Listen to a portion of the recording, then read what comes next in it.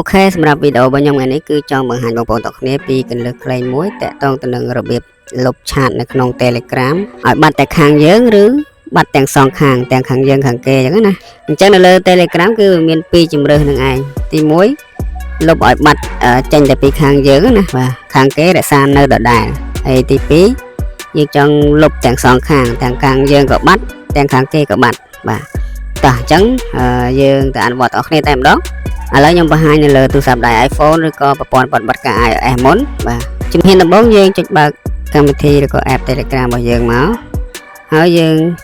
ចុចជ្រើសរើសឆាតណាមួយដែលយើងចង់លុបណាបាទអូខេខ្ញុំយកមួយនេះទៅមកយើងចង់លុបមួយណាយើងសកត់យកមួយនោះមកបាទឥឡូវខ្ញុំសកត់លុបអ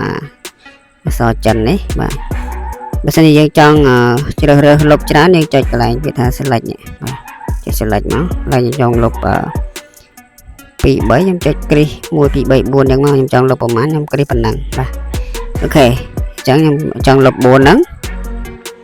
បន្តមកទៀតយើងក៏លេខមើលកន្លែងសញ្ញាធំសម្រាមនេះយើងចុចសញ្ញាធំសម្រាមហ្នឹងមកបាទហើយមកដល់កន្លែងនេះវានឹងមានជាជម្រើស2ខាងលើគឺយើងលុបទាំងខាងយើងនិងខាងគេបាទហើយខាងក្រោមនេះគឺលុបបាត់តែខាងយើងទេខាងគេរក្សានៅដដែលអញ្ចឹងបងប្អូនជ្រើសរើសមកបើសិនជាយើងចង់លុបបាត់តែយើងទេយើងយក delete for me មកហើយបើសិនជាបងប្អូនចង់លុបឲ្យបាត់ទាំងខាងយើងផងខាងគេផងយើងយកខាងលើនេះមកបាទបើសិនជាបងប្អូនអត់ចេះភាសាអង់គ្លេសទេបងប្អូនអាចចំណាំទៅលើប្រវែងអក្សរបានអក្សរណាវែងជាងគេហ្នឹងលុបទាំងខាងយើងទាំងខាងគេបើអក្សរណាខ្លីចេះគឺលុបតែខាងយើងទេយើងចំណាំអញ្ចឹងណាបាទអូខេអញ្ចឹងខ្ញុំលុបទាំងខាងខ្ញុំហើយនិងខាងគេបាទខ្ញុំយកខាងលើអូខេតែប៉ុណ្ណឹងទេនៅលើទូរស័ព្ទដៃ iPhone ឬក៏ប្រព័ន្ធប្រតិបត្តិការ iOS ណាបាទឥឡូវខ្ញុំបង្ហាញនៅលើទូរស័ព្ទដៃ Android ឬក៏ប្រព័ន្ធប្រតិបត្តិការ Android ម្ដងបាទអញ្ចឹង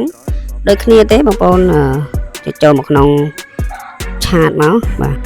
អញ្ចឹងយើងជ្រើសរើសអ្វីដែលយើងចង់លុបមកយើងសកត់មកបាទសកត់មកហើយយើងចង់លុបប្រមាណយើងគ្រីសប៉ុណ្ណឹងមកអូខេអញ្ចឹងខ្ញុំគ្រីស3នេះចុះ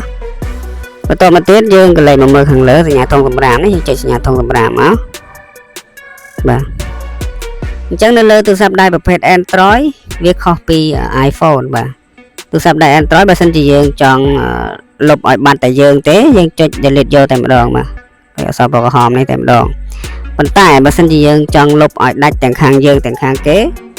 តើតែបងប្អូនចុចគ្រីសបាទចុចគ្រីសកន្លែងនេះមួយមកហើយចាំយើងចុចពាក្យថា delete នេះបាទប៉ុន្តែបញ្ជាក់ទៀតបើសិនជាយើងអត់ចង់លុបទាំងខាងគេទាំងខាងយើងទេយើងដោះគ្រីសមកហើយចុច delete យកហ្មងទៅបាទសម្រាប់ខ្ញុំចង់លុបឲ្យដាច់ទាំងពីរទាំងខាងខ្ញុំទាំងខាងគេអញ្ចឹងខ្ញុំចុចគ្រីសដើម្បីឲ្យលុបបាត់ទាំងសងខាងបាទ